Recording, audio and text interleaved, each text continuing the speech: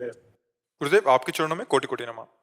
गुरुजी, भगवत मार्ग में चलने के लिए भगवान से निष्काम प्रेम आवश्यक बताया गया है, परंतु सांसारिक जीवन में लगातार आ रही नहीं, समस्याएं निष्काम प्रेम एक स्थिति है, स्थिति है। ये प्रारंभ में नहीं होती। प्रारंभ में सब कोई सकामता से चलता है। जब भजन करते करते ज्ञान हो जाता है तब वो निष्काम होता है। जैसे छोटा बच्चा है तो हर छोटा बच्चा खिलौनों से प्रेम करेगा, पर वही जब बड़ा हो जाएगा तो उन खिलौनों की तरफ देखकर हंसेगा कि मैं इस प्लास्टिक की कार से खेलता था और इनके लिए झगड़ा करता था। समझ रहे हो ना? तो अभी हम लोग अज्ञानी छोटे बच्चे की तरह हैं, यदि माया के खिलौनों में खेल रहे हैं। समझ रहे हो? यही जब ज्ञान प्रकाशित होगा तब हम निष्काम हो जाएंगे। तो उस ज्ञान के प्रकाशित होने का साधन है सत्संग। बिनु सत्संग विवेक न होई, राम कृपा बिनु सुलभ न सोई। होए विवेक मोह भ्रम भागा, तब सब विषय विलास विराग। हो गया निष्काम। विवेक आया, सब विषयों से वैराग। तो निष्कामता शुरू से थोड़ी हो जाएगी। निष्कामता सत्संग से होगी, भजन से होगी, साधना से होगी। हम जब तक निष्काम नहीं होते तब तक एक नियम ले लें कि हमारी गृहस्थी में या हमारे जीवन में जो समस्या है उसका समाधान केवल भगवान से लेंगे। हमें चाहिए, धन चाहिए, क्योंकि आपने मुझे गृहस्थी में रखा है तो आवश्यकता है। मैं मांगू तो किससे मांगू? हे लक्ष्मीपति, आपसे मांगूंगा। मेरी समस्या है, समाधान चाहूं तो हे संकट मोचन, आपसे चाहूंगा, दूसरे से नहीं चाहूंगा। भाई ये बात ले ले तो वो अनन्य भक्त कहलाएगा, अनन्य भक्त हो जाएगा, वो निष्काम हो जाएगा। ये हमारी बात समझ। और भगवान अनन्यता की बात बहुत जोर की सुनते हैं। जैसे ऐसे कि हमारी इस कामना की पूर्ति दुर्गा मैया तुम सुन लो, तुम नहीं तो सरस्वती जी तुम सुन लो, हनुमान जी तुम सुन लो, राम जी तुम सुन लो, भैरव जी तुम सुन। कोई नहीं सुनेगा। हमारी बात समझ लो कि ये स्वार्थी है, ये सबके आज। और एक अनन्यता ले लो, वही है सब में। हे हनुमान, बस सब कुछ आप। हे राम, हे कृष्ण, हे हरि, किसी भी एक भगवान के नाम रूप को पकड़कर प्रार्थना कर लो। और उन्हीं के जैसे गोस्वामी तुलसीदास जी कहे, बने तो रघुवर ते बने, बिगड़े तो भरपूर, तुलसी और ते बने, ताबनिबे पे धूर। ऐसी निष्ठा ले ली जाए और एक मन वचन कर्म से हरि की आराधना की जाए तो कामना भी पूर्ति हो जाएगी, भगवान भी मिल जाएंगे। पक्की बात समझ लेना। हाँ, कामना भी पूर्ति हो जाएगी, भगवान भी मिल जाएंगे। हमारी बात पर विश्वास कर लेना। कामनाएं तो हमारे पास अज्ञान के कारण हैं।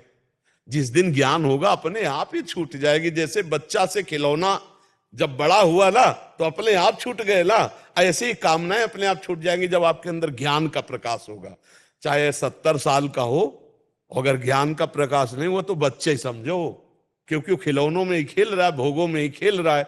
और 18 वर्ष का या 16 वर्ष का है और उसको ब्रह्म बोध है तो ज्ञान वृद्ध है। जैसे श्री सुखदेव जी 16 वर्ष के आए तो हजार हजार वर्ष के ऋषि सब खड़े हो गए हाथ जोड़ के 16 वर्ष के सुखदेव मुनि के लिए। क्यों? क्योंकि ज्ञान वृद्ध है, इनको ज्ञान हो चुका है, ये जगे हुए महापुरुष है। तो नाम जप करो, यही निष्काम कर देगा, यही भगवान की प्राप्ति करा देगा। और जो मांगना है सिर्फ भगवान से मांगो।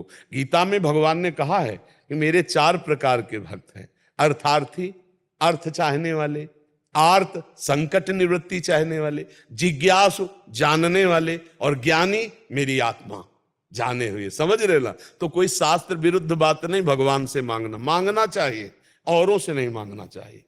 अगर मांगे तो भगवान से मांगे तो वो मांग भी पूरी हो जाएगी और मांगने का स्वभाव भी खत्म हो जाएगा। क्योंकि भगवान उसे ज्ञान भी देते हैं, वस्तु के साथ राग रहित होने का ज्ञान भी देते। जब भगवान किसी को धन देते तो उस धन का अभिमान ना होने पावे, उस धन में फंसने ना पावे। ऐसा जैसे संखिया जहर है, आप खा लो तो मर जाओगे, पर वैद्य शोध के दे दे तो बड़े बड़े रोगों का निवारण करने वाला बन जाए। तो भगवान जब धन देते हैं तो उसमें अभिमान नहीं होता, क्योंकि लगता है भगवान की कृपा प्रसाद से मिला है, और वो बहुत सतोगुणी हो जाता है, वो ज्ञानी होने लगता है जो भगवान से मांगा। हाँ, इसलिए हमें लगता है कि अगर मांगे तो भगवान से ही मांगे और किसी से ना, अगर ना दें तो बुरा ना माने, क्योंकि वो कुछ जान रहे हैं उसमें अमंगल होने वाला, इसलिए नहीं दे रहे।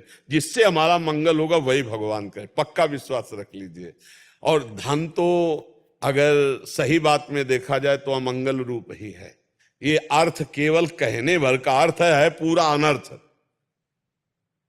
एक जगह महात्मा जी जा रहे थे तो 4-5 शिष्य थे, तो आगे देखा तो 4 थैलियों में असरफियां सोने की उस समय चलती थी। तो उनका, अरे गुरुजी असरफिया, अरे बोले डाइन है, खा जाएगी, छूना मत, ये माया है, नष्ट हो जाओगे।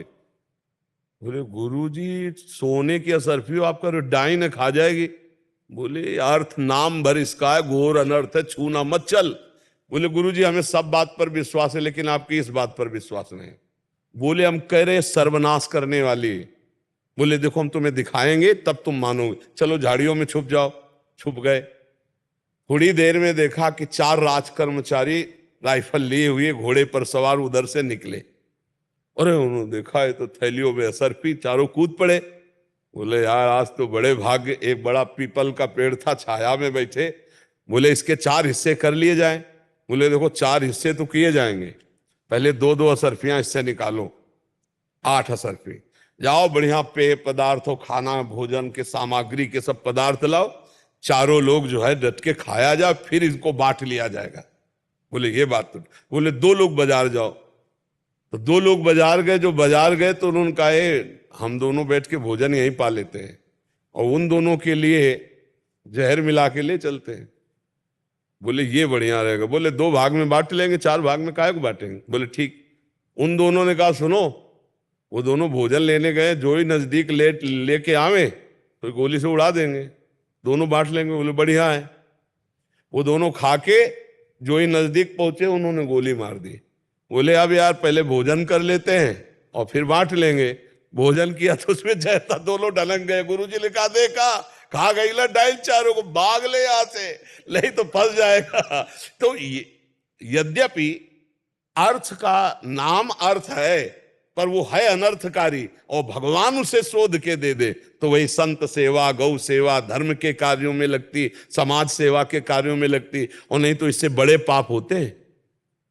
भारी भारी व्यभिचार, भारी भारी अपराध, पापाचरण ये धन ही कराता है। इसलिए हमें लगता है अगर मांगे भी तो श्री भगवान से मांगे और बहुत होश से इसका खर्चा करे तो ये जीवन लाभदायक हो जाएगा। नहीं तो धन से बड़े बड़े पाप हो जाते हैं। धन है तो वो बड़े अनर्थ करा देगा। तो इसीलिए अगर धन की चाह भी रखे तो भगवान से रखे। जैसे धन है चक्रवर्ती सम्राट अम्बरीश जी के पास, देखो कितने महाभागवत, पूरे नगर में कीर्तन, कथा, वार्ता, भगवत चर्चा और सबको सब सुविधाएं दिए हुए हैं। तो धन की सार्थकता है सो धन धन्य प्रथम गति जाकी, संत सेवा में, गुरुजनों की सेवा में, भगवान की सेवा में, गरीबों की सेवा में, समाज सेवा में, राष्ट्र सेवा में आवे, सो सुख वासना की पूर्ति के लिए नहीं। तो ये ज्ञान भगवान देते हैं। इसलिए भगवान से अर्थ मांगे, खूब मेहनत करे और धर्म पूर्वक जिए और नाम जप करे तो इसी जन्म में भगवान की प्राप्ति हो जाए।